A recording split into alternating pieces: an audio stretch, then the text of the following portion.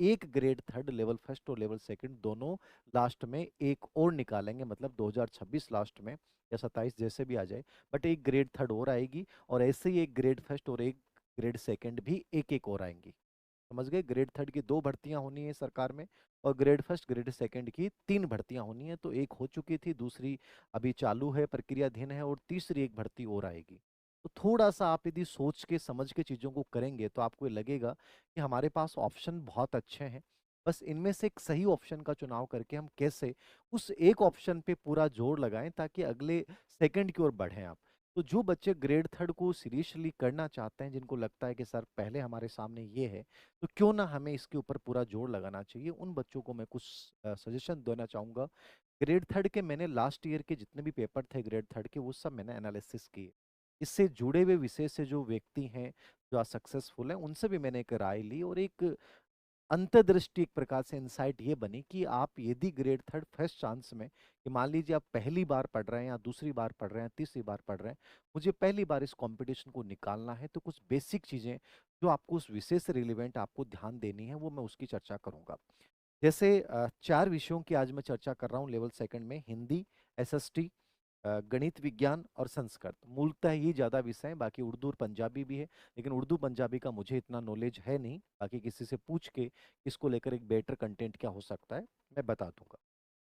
Test paper जो आपका है, जीके का बड़ा पार्ट है, जिसमें आपका राजस्थान पूरा जीके है, जिसमें आपकी साइकोलॉजी है, जिसमें आईसीटी है, जिसमें परिदर्श है। इसको लेकर मैं बहुत पहले ही वीडियो बना चुका हूँ, और आपके पास जो कंटेंट है आपको उसी को कंटिन्यू रखना है। नंबर 2, जो दूसरी इंपॉर्टेंट चीज है, अधीनस्थ सेवा चयन बोर्ड का जो पेपर आता है, वो हमेशा याद रखना, वो मॉडरेट पेपर आता है। क्या आता है? वो मॉडरेट पेपर आता है। मॉडरेट का मतलब एकदम मध्यम स्तर का पेपर होता है, जिसमें कुछ पर्सन, मतलब हो सकता है आपको बहुत लेवल के मिलेंगे, बाकी अधिकतर जो आपको मिलेंगे ना, वो बहुत नॉर्मल से प्रश्न मिलेंगे। यानी पुराने पी वाई क्यू बेस जो है, वो ज्यादा पेपर आता है अधीनस्थ सेवा चयन बोर्ड। यदि यही एग्जाम आप आरपीएससी की करते, तो मैं आपको जो स्ट्रेटजी बताता वो बहुत अलग लेवल की होती। वहाँ आपका कंटेंट अलग होता, आपका पढ़ने का तरीका अलग होता, कॉन्सेप्चुअल बेस पर्सन ज्यादा आते हैं। लेकिन अधीनस्थ सेवा चयन बोर्ड के, चाहे अभी अपन फोर्थ ग्रेड के पेपर देखें, लाइब्रेरियन थर्ड ग्रेड के देखें, पुराने पेपर देखें, उनसे एक इंसाइट बनती है कि हमें कैसे इस एग्जाम को क्रैक करना है। तो मॉडरेट पेपर आएगा। मॉडरेट का भी मैं औसत बात बता सकता हूँ। तो मैंने जो सब्जेक्ट के पेपर देखे हैं, जीके के पेपर देखे हैं, सबके पेपर देखे हैं, साइकोलॉजी जरूर थोड़ी सी अच्छी लेवल की आई है, चाहे वो थर्ड ग्रेड पीटीआई की हो, चाहे लाइब्रेरियन थर्ड ग्रेड की हो, थोड़ा सा लेवल वहां पे पूछा है अप्लाई टाइप। बाकी तो कोई ज्यादा जीके में तो वही पी वाई क्यू बेस ज्यादा आया। तो कहीं ना कहीं आपको भी ये समझ डेवलप करनी है कि मैं दिनज सेवा चयन बोर्ड की तैयारी कर रहा हूँ, तो मुझे पी वाई क्यू को बेस बनाना है। नंबर 2, अधीनस्थ सेवा चयन बोर्ड की तैयारी में सबसे इंपॉर्टेंट चीज होती है रिवीजन गजब का होना चाहिए। क्योंकि पर्सन फैक्चुअल ज्यादा आते हैं, और जहां पर्सन फैक्चुअल आते हैं उसमें कंपटीशन में वही बच्चा अच्छा कर सकता है जिसका रिवीजन बहुत गजब का। जिसका रिवीजन अच्छा नहीं होगा ना, वो चीजें भूल जाएगा, और वो आसान चीजें गलत करके आएगा। तो आप बहुत ज्यादा गहराई तक ग्रेड थर्ड में नहीं जाएं, चाहे वो सब्जेक्ट हो चाहे वो जीके हो। गहराई में जाएंगे तो आप रिवीजन नहीं कर पाएंगे, और रिवीजन नहीं कर पाएंगे तो आसान चीजों को गलत करके आएंगे, और आसान चीजों को गलत करेंगे तो कॉम्पिटिशन से बाहर निकलेंगे। तो थोड़ा सा जिस बोर्ड की हम प्रिपरेशन कर रहे हैं उसका पैटर्न हमें पता होना चाहिए कि मुझे इस तरीके से उसकी तैयारी करनी चाहिए। तो रिवीजन बेस सबसे इंपॉर्टेंट है। पीवाईक्यू बेस, फैक्चुअल चीजें जितनी भी हैं वो नहीं छूटनी चाहिए। और सबसे इंपॉर्टेंट यहाँ एनसीईआरटी। एनसीईआरटी का मतलब है जो वर्तमान किताबें चल रही हैं आपके आरबीएसई बोर्ड एनसीईआरटी की, उन किताबों में से कोई भी चीज आपकी छूटनी नहीं चाहिए, क्योंकि पूरा पेपर अधीनस्थ सेवा चयन बोर्ड का एनसीईआरटी और आरबीसी बेस होता है। तो ये 3 चीजें मैंने आपको स्पेशली बताई हैं, इनको आपको फॉलो जरूर करना है यदि आप लेवल सेकंड या लेवल फर्स्ट दोनों में कोई भी ग्रेड थर्ड टीचर बनना चाहते हैं अधीनस्थ सेवा चयन बोर्ड की एग्जाम को। थोड़ा सा इनको आपको अपना बेस बनाना है। अब मैं बात करूं थोड़ा सा कि किस पार्ट को लेकर आपको कैसे तैयारी करनी है, तो उसके लेकर थोड़ा सा बात करें अपन। जैसे फर्स्ट पार्ट आपका लेवल सेकंड में जीके की मैं चर्चा पहले कर चुका हूं, तो मैं दोबारा से नहीं करूंगा। आप हिंदी विषय से आप थर्ड ग्रेड टीचर बनना चाहते हैं, फायदा ये होगा कि आपने बहुत सीरियसली इसको कर लिया, तो लेवल ग्रेड सेकंड की भी आपकी बहुत कुछ तैयारी हो जाएगी। यानी कि आप जो नया सिलेबस आया है वो ग्रेड थर्ड के सिलेबस के अनुकूल है, यदि आपने जीके प्लस हिंदी को अच्छे से पढ़ लिया।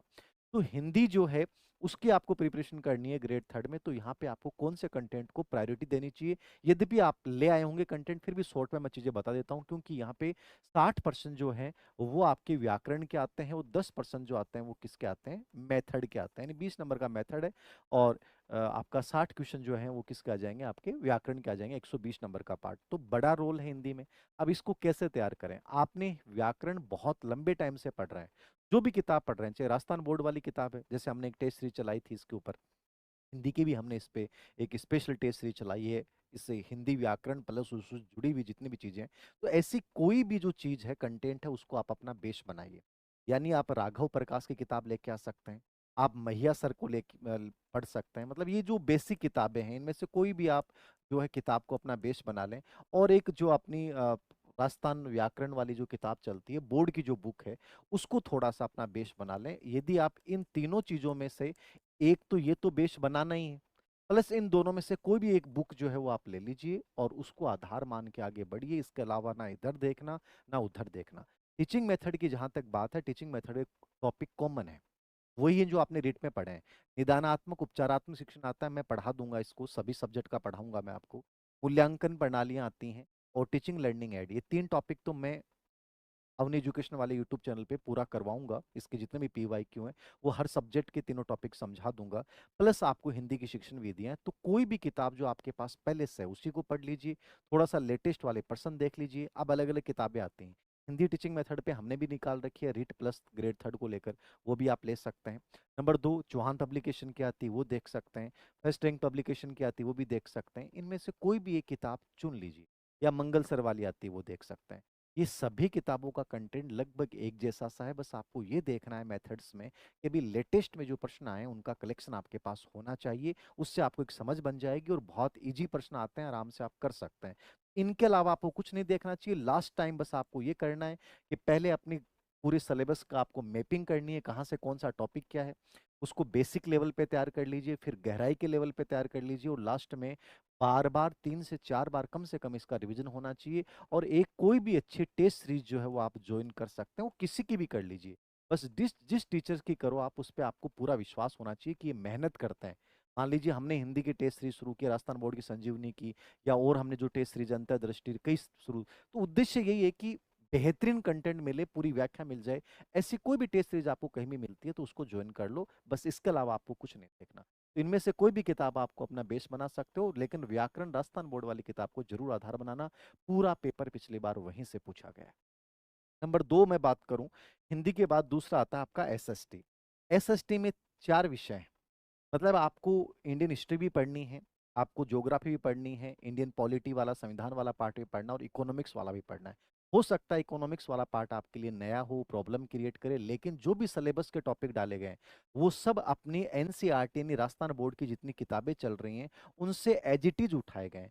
तो स्पेशली छठी, 7वीं 8वीं 9वीं 10वीं की जो किताबें हैं, यदि उनको आपने रीड कर लिया, अच्छे से तैयार कर लिया है, तो SST के सभी टॉपिक का बेस तैयार हो जाएगा। अब आपके दिमाग में आता है कि सर बेस तो तैयार हो गया, मान लीजिए कोई भी टॉपिक है, सिंधु घाटी सभ्यता मान लीजिए, या मौर्य युग मान लीजिए, या भारतीय संविधान की विशेषता मान लीजिए, या ज्योग्राफी का कोई भी टॉपिक मान लीजिए, या भारतीय अर्थव्यवस्था के क्षेत्रक मान लीजिए, तो क्या उन पे उन किताबों से प्रश्न आ जाएंगे? जरूरी नहीं है, बेस वही रहेगा। यदि पिछली बार अधिकतर प्रश्न वहां से आए थे, लेकिन 10% प्रश्न ऐसा भी थे जो उनसे अलग भी पूछे गए। तो उसके लिए क्या करें, थोड़ा सा ये कोशिश करें कि वो जो टॉपिक बेस हैं उनकी कोई भी एक गाइड आप ले आएं, जिस गाइड में सच में मेहनत की गई है, उन किताबों का भी सार है, प्लस एक्स्ट्रा चीजें, जैसे इकोनॉमिक्स वाला पार्ट है तो उसमें अपडेट चीजें आती हैं, वर्तमान आंकड़े आते हैं, तो थोड़ा सा वो अपडेट आंकड़े आपको एकत्रित करने, मेहनत आपको करनी पड़ेगी। आप किसी पे आंख मूंद के भरोसा नहीं कर सकते। तो कोई भी एक गाइड जो है जो आपको लगती है कि सच में अपडेट है, क्योंकि मैंने इसकी गाइडें देखी, मुझे कोई अच्छी नहीं लगी,